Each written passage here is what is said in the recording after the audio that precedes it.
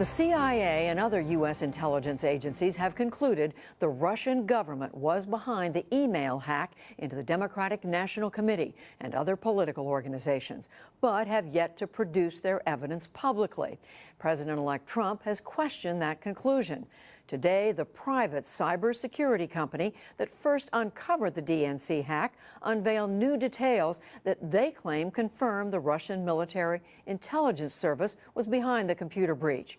Here to explain all of this is Dmitry Alperovitch. He's the co-founder of CrowdStrike, the company that did the investigating, and Thomas Rid. He's a professor at King's College London. His latest book is Rise of the Machines, a Cybernetic History. And we welcome both of you to the NewsHour. Dmitry Alperovitch, let me start with you. What is this new information? Well, this is an interesting case that we've uncovered, actually, all the way in Ukraine, where Ukrainian artillerymen were targeted by the same hackers that we call Fancy Bear that targeted the DNC. But this time, they were targeting their cell phones to actually try to understand their location so that the Russian military and Russian artillery forces can actually target them in the open battle. So this is Russian military intelligence who got hold of information about the weapons, in essence, that the Ukrainian military was using and was able to change it through malware. Yes, essentially, one Ukrainian officer built this app for his Android phone that he gave out to his fellow officers to control the settings for the howitzer artillery pieces that they were using. And the Russians actually hacked that application, put their own malware in it, and that malware reported back the location of the person using the phone. And so what's the connection between that and what happened to the Democratic National Committee? Well, the interesting thing is that it was the same variant of the same malicious code that we had seen at the DNC. This was a phone version. What we saw at the DNC was for the personal computers, but essentially the same source used by this actor that we call Fancy Bear. And when you think about, well, who would be interested in targeting Ukrainian artillerymen in eastern Ukraine, who has interest in hacking the Democratic Party, Russian government comes to mind, but specifically Russian military that would have operational control over forces in Ukraine and would target these artillerymen. So just quickly, in a sense, these are like cyber fingerprints? Is that what we're talking about? Essentially the DNA of this malicious code that matches to the DNA that we saw at the DNC. Thomas Rid, to you in London, as you read about this, understand this new information, what do you make of it? How do you see it? Well, the important piece, I think, is that we're looking at only one piece in a larger puzzle here. What CrowdStrike have discovered is one piece of a larger picture, and the picture is already rich. We know how they choose their targets. We know thousands of their targets, even by individual names. We know how they get in, how they move around, how they take information out. We know the infrastructure, a bit like the flight card that they use to take the information out.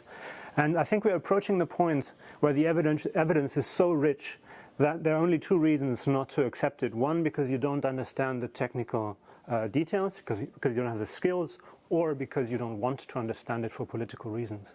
Well, you do have the technical expertise. Does it hold up for you? Yes.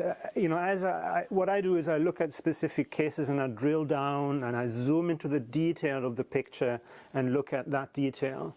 So we can often link specific cases like the one that Dmitry was just describing to another case because the tool set that they're using is the same, really like the tool of a burglar that breaks into one building and uses the same or a comparable tool in another building. So one thing that I'm, for instance, interested in and that I focused on is how they broke into the German parliament, and that we can link that to the DNC. And indeed, we can also link those two cases. So the evidence is really strong that we have at this point. So the evidence is really strong. Are you saying there's just no doubt about it at this point? Among people who study digital forensic evidence, among people who do incident response, the vast majority of this community, and bear in mind, this is an entire profession trained to do digital investigations. Most people in that profession accept the evidence that we have. It's really not controversial anymore, that we're looking at a major Russian campaign.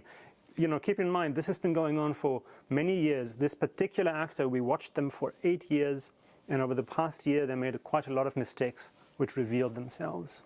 Now, Dmitry Alperovich, we want to point out, and we said earlier, you were, your organization, your company was the one that uncovered this in the first place. You were working for the Democratic National Committee. Are you still doing work for them? We're protecting them going forward. The investigation is closed in terms of what happened there, but certainly we've seen that campaigns, political organizations are continuing to be targeted, and they continue to hire us and use our technology to protect themselves. I ask you that because if there's any question of a conflict of interest, how do you answer that? Well, this report was not about the DNC. This report was about a new investigation we've uncovered about what these Russian actors were doing in eastern Ukraine in terms of locating these artillery units of the Ukrainian army and then targeting them. So what we just did is said that it looks exactly the same to the evidence we've already recovered from the DNC, linking the two together. So if there's still someone out there like the president-elect or others who support him who say, we just don't believe this, we don't think it's been proven, we haven't seen the CIA and the FBI's information, what's your response to that? Well, I think it's legitimate to ask questions, and this is why we wanted to produce more evidence that raises the level of confidence that we have, even internally, that this is Russian military intelligence agency called the GRU. I think it's also important for the government to release their own evidence, and I'm encouraged that President Obama ordered this review. I hope the report that comes out will be made public so that everyone can look at it and make their own judgments. Thomas Rid, what more would you need to see? What more would a skeptic need to see in order to erase all doubt?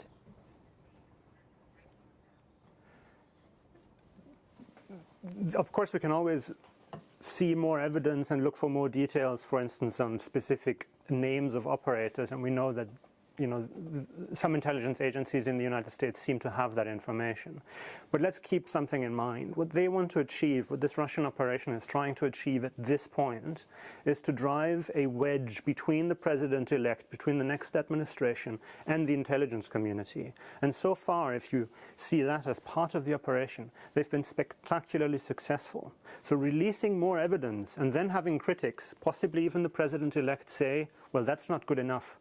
That is exactly the outcome that they want because it introduces friction inside the security establishment in Washington. Just quickly, Dmitry, is that what you see as well? I think that it's important to bring all the evidence out. Some people legitimately have questions about this. It's important for the U.S. government to come out and tell us what they know, because certainly they have access to classified intelligence and sources and methods that we are not privy to as a private security company. So I think it is important to know what happened in this most consequential hack we've ever seen. And of course, we have no way of knowing if that's what they will do. But of course, we will continue to watch this very closely, as will you, Dmitry Alperovich, Professor Thomas Rid. We thank you both. Thank you.